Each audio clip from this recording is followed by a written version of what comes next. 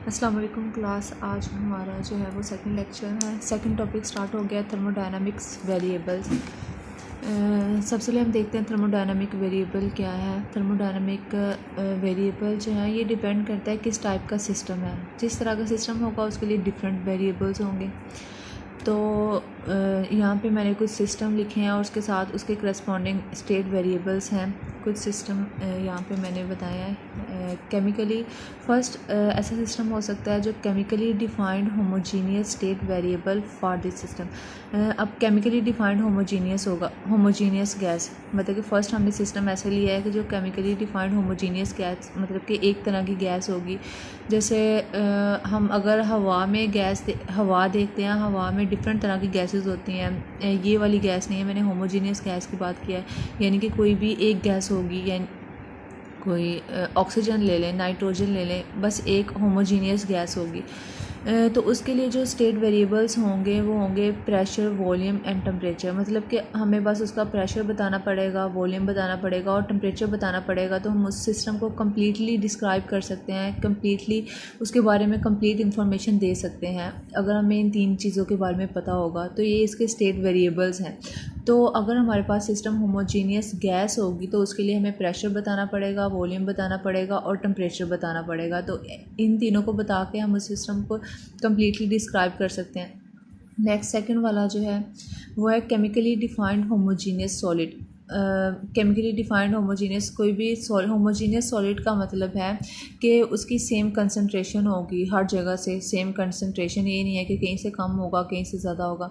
तो chemically defined का क्या मतलब है? केमिकली डिफाइंड का मतलब है have certain formula. Chemically defined मतलब उसको हम किसी फार्मूले से बता सकते हैं, उसका एक सर्टेन फार्मूला होगा।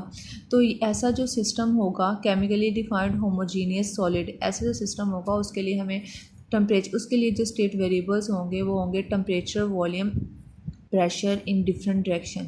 अब देखें यहाँ पे मैंने प्रेशर की बात नहीं की, प्रेशर इन डिफरेंट डायरेक्शन की बात की है। मतलब क्योंकि हमारे पास अगर फॉर एग्ज़ाम्पल यहाँ पे मैंने एग्ज़ाम्पल दिया है। फॉर एग्ज़ाम्पल जैसे ये देखें, ये बुक है, ये बुक है। अगर हम इसको पकड़ रहे हैं, ये बुक है।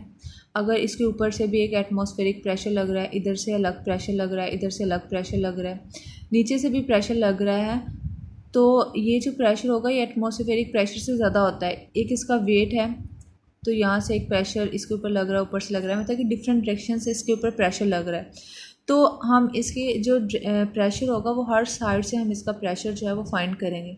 तो इसमें क्या होगा, टेम्परेचर भी हमें फाइंड करना पड़ेगा, उसका वॉल्यूम बताना पड़ेगा, प्रेशर बताना पड़ेगा इन डिफरेंट डायरेक्शन में से, हर डायरेक्शन से उसका प्रेशर बताना पड़ेगा, तभी हम उसको सिस्टम को कम्प्लीटली डिस्क्राइब कर सकते हैं। तो नेक्स्ट जो हमारा सिस्टम है वो है homogeneous mixture of several chemical compound. अब इसमें आ जाता है हवा। अगर हम इसमें एयर की एग्जांपल ले सकते हैं, जैसे एयर है उसमें होमोजीनियस सेवरल केमिकल कंपाउंड्स होते हैं, जैसे नाइट्रोजन है। फॉर एग्जांपल कोई हमारे पास बलून है, कोई भी बलून है, बलून में गैस होती है, वो गैस जो है डिफरेंट गैसेस है, हवा होती है बलून में, तो उसमें डिफरेंट गैसेस है, जैसे कि ऑक्सीजन है, नाइट्रोजन है, कार्बन डाइऑक्साइड है, एक्सेट्रा। डिफरेंट उसकी कंसंट्रेशन भी डिफरेंट होगी। तो ऐसे सिस्टम के लिए हमें कौन कौन से स्टेट वेरिएबल्स की ज़रूरत होगी? तो ऐसे सिस्टम के लिए हमें प्रेशर बताना पड़ेगा, वॉल्यूम बताना पड़ेगा, टेम्परेचर उसका बताना पड़ेगा, and concentration of different chemical compound. उस डिफरेंट जितने भी उसमें केमिकल कंपाउंड्स होंगे उनकी कंसनट्रेशन भी बतानी पड़ेगी। जैसे एक बलून है, उसमें हवा है, एयर है, एयर में डिफरेंट तरह की गैसेस होती हैं, ऑक्सीजन है, नाइट्रोजन है, कार्बन डाइऑक्साइड है। तो हमें क्या करना पड़ेगा, हमें ऑक्सीजन की अलग से कंसनट्रेशन बतानी पड़ेगी, नाइट्रोजन की अलग कंसनट्रेशन बतानी पड़ेगी, कार्बन डाइऑक्साइड की अलग बतानी पड़ेगी, और उसमें बहुत डिफरेंट गैसेस होती हैं, उन सब की हमें कंसंट्रेशन बतानी पड़ेगी, तब भी हम उस सिस्टम को कम्प्लीटली डिस्क्राइब कर सकते हैं।